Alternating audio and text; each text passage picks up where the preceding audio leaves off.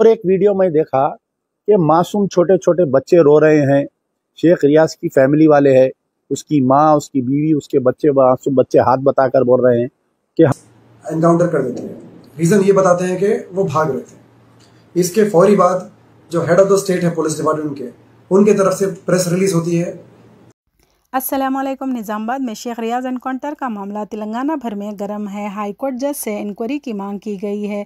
Police का कहना है कि रियाज ने भागने की कोशिश की, लेकिन एक्टिविस्ट्स का इल्ज़ाम है कि यह एनकाउंटर एक प्लान के तहत हुआ है। और इससे मुतालिक हमजदुल्ला खान का भी एक बयान सामने आया है। और साथ ही साथ शहर हैदराबाद के एक एडवोकेट है जिनका नाम है आशिर खान, उनकी जानिब से भी कुछ बातें बताई गई है। इन दोनों का बयान काफ़ी ज़्यादा बड़ा है, इस वजह से इंपॉर्टेंट पॉइंट्स आपके सामने रख रहे हैं। आइए देखिए ये उसकी माँ, उसकी बीवी, उसके बच्चे, मासूम बच्चे हाथ बताकर बोल रहे हैं कि हमको पुलिस ने बहुत मारा, ले जाकर हाथ में टायर की चप्पल से हमारे, मासूम बच्चियां हैं उसके।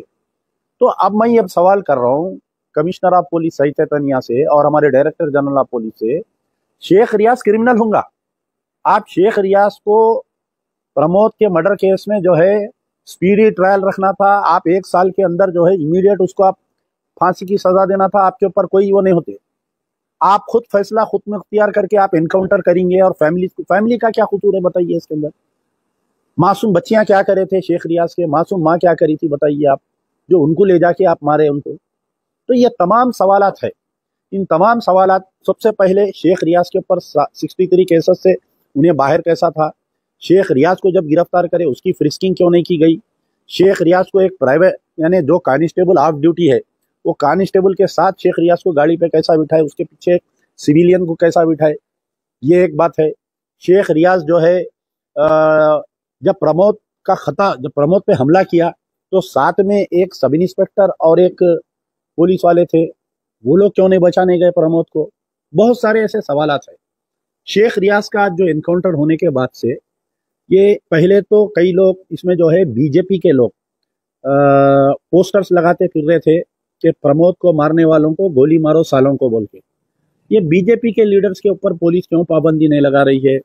मैं एक वीडियो देखा, बीजेपी के कोई लीडर है संजय पुरोहित, आज पटाखे छोड़ रहे थे शेख रियाज के एनकाउंटर के ऊपर। तो ये क्यों ये पुलिस इजाजत दी इस बीजेपी के लीडर को पटाखे छोड़ने की? हमारा मुतालिबा है कि भाई वो एनकाउंटर गलत था या सही था नहीं मालूम। आप जो है सिटिंग हाईकोर्ट, तेलंगाना के सिटिंग हाईकोर्ट के जज की इसकी इंक्वायरी करिए। रेवंत रेड्डी साहब से मेरी गुजारिश है कि ये कैंगरू कोर्ट नहीं है। ये पुलिस वाले जो है दे आर नॉट द जजेस टू जज a person who is a criminal and who is not a criminal. The courts are there. वहां पर कोर्ट जो है फैसला करेगा कि रियाज खान का जुर्म क्या है और उसके सजा क्या मिलनी चाहिए।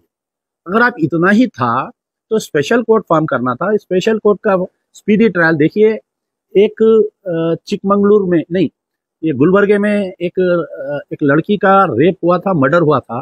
तो वहां के जो एसपी थे 1 साल के अंदर स्पीडी ट्रायल करा के फांसी की सजा दिलाए उस मुलजिम। फिर वो अपील पे गया हाई कोर्ट में, तो with in 8 months high court में फिर से फांसी की सजा को कंफर्म कराए। Now the matter is pending in the supreme court. तो हमारी निजामाबाद के पुलिस कमिश्नर साई चैतन्या क्यों नहीं करे? आप लोगों को याद होगा कि जिस वक्त साई चैतन्या की पोस्टिंग हुई थी, मैं उसी दिन नीचे एक स्टेटमेंट दिया था कि he is a failed officer. इन्हों जो है सही लॉ एंड ऑर्डर मेंटेन नहीं कर सकते। इन्हों ये निजामाबाद हैदराबाद के बाद में अगर सबसे इंपॉर्टेंट अगर कोई डिस्ट्रिक्ट है तेलंगाना की तो वो है निजामाबाद। हमारे नए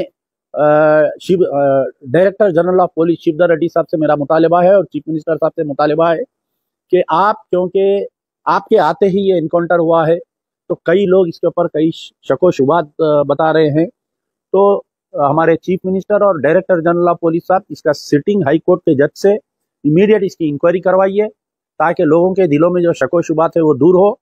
और जब तक पेंडिंग इंक्वायरी, साई चैतन्या को वहां से हटा दीजिए।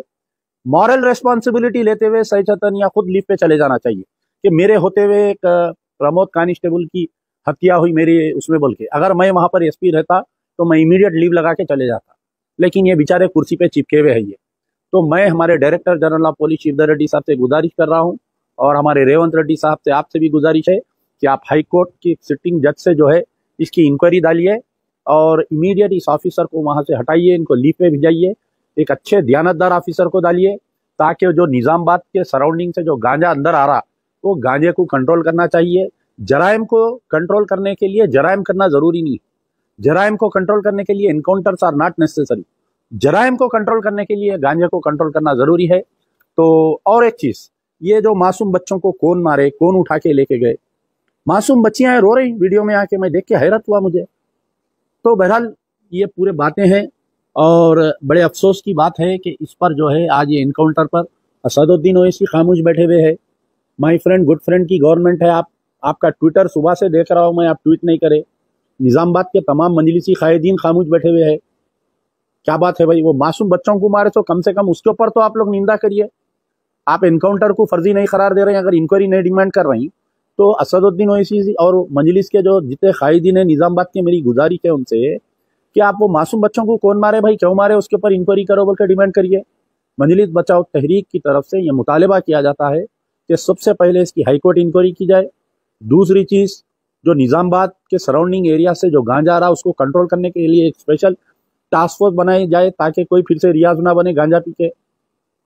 तीसरी चीज, ये मासूम बच्चों को कौन मारे इसके ऊपर इंक्वायरी होना चाहिए। और Sai Chaitanya has been proven as a failed officer to maintain law and order. या तो वो लीव पे जाना चाहिए या इमीडिएटली डीजीपी साहब उनको हटा के कोई अच्छे ध्यानदार ऑफिसर को डालना चाहिए। शुक्रिया यार, जिंदा सबक। उनको पुलिस अरेस्ट भी कर लेती और उनको जब मेडिकल रिपोर्ट के लिए ले जाती है उनके ऊपर जो है पुलिस एनकाउंटर कर देती है। रीजन ये बताते हैं कि वो भाग रहे थे। इसके फौरी बाद जो हेड ऑफ द स्टेट है पुलिस डिपार्टमेंट के, उनके तरफ से प्रेस रिलीज होती है कि ये भाग रहे थे और वहां पे पुलिस की गन लेकर अटैक करने वाले थे, जिसपे दवाखाने में जो और भी लोग इलाज करा रहे थे, जेर इलाज थे, उनकी जान को भी खतरा था। गौर करने की बात यह है कि ये पुलिस, जब पुलिस पे अटैक होता पलट के, उसी टाइम पे पुलिस इतनी एक्टिव क्यों हो जाती। और कई बार आप देख रहे हैं पुलिस कानून अपने हाथ में ले लेती है। ये पहली बार नहीं हुआ, तेलंगाना पुलिस ऐसा कर रही है। 2015 में भी अगर आपको याद होगा, आलेर में 3 लोगों के ऊपर या आई थिंक 5 लोगों के ऊपर एनकाउंटर कर दिए थे। हाँ, 5 लोगों का एनकाउंटर हो गया था। पुलिस वाले एनकाउंटर कर रहे थे, उसकी अभी तक क्लैरिटी पब्लिक को नहीं मिली। अब फिर आज 3 दिन के अंदर इतने शॉर्ट स्पैन ऑफ टाइम में पुलिस कानून अपने हाथ में लेके एक अक्यूज का एनकाउंटर कर देती है। ठीक है ना, राउडी शीटर है, उनके ऊपर मल्टीपल केसेस पेंडिंग थे, बट ये कानून अपने हाथ में लेना ये गलत है टोटली। इसकी कोई लीगैलिटी नहीं है। इसके ऊपर एक डिटेल इंक्वायरी होनी चाहिए, एक स्पेशल इन्वेस्टिगेशन टीम को ये केस हैंड ओवर करना चाहिए और रिपोर्ट होनी चाहिए कि 3 दिन में कैसा अरेस्ट हो गया, एनकाउंटर भी हो गया। अब जब प्रेस रिलीज हो रही है तो वहाँ पे डेफिनेटली हॉस्पिटल में हुआ ये सब, तो वहाँ पे सीसीटीवी फुटेज भी होना चाहिए। तो पुलिस का काम है कि सीसीटीवी फुटेज को भी रिलीज किया जाए और प्रूफ किया जाए कि उनकी जो बात रख रहे हैं, जो सर्कमस्टांसेस थे एनकाउंटर जो हालात में हुआ, वो दुरुस्त थे। वरना कानून अपने हाथ में लेके ये पुलिस वाले एक आर्बिट्ररी एक्ट इसको बोल देंगे और जुडिशरी इसमें वीकन हो जाएगी। अगर ऐसा होता रहा तो जुडिशरी वीकन हो जाएगी। इसलिए इसके ऊपर डिटेल इन्वेस्टिगेशन होना चाहिए और एक लॉ, एक प्रेसिडेंट बनना चाहिए आगे चल के, कि आगे चल के आइंदा कोई पुलिस वाले ऐसी हरकत ना करे। एनकाउंटर एक क्रिमिनल एक्टिविटी में अक्यूज होता है, उसको अक्यूज कहा जाता है। जैसे कि बेस्ट एग्जाम्पल ये अजमल का साहब, जो बॉम्बे में उन्होंने आए, पाकिस्तान से आकर अटैक करे और काफ़ी सारे इनोसेंट लोगों की जान लिए। इसके बाद भी उनको फेयर चांस दिया गया अपनी बात रखने का, अपने आप को इनोसेंट प्रूफ करने का फेयर चांस दिया गया।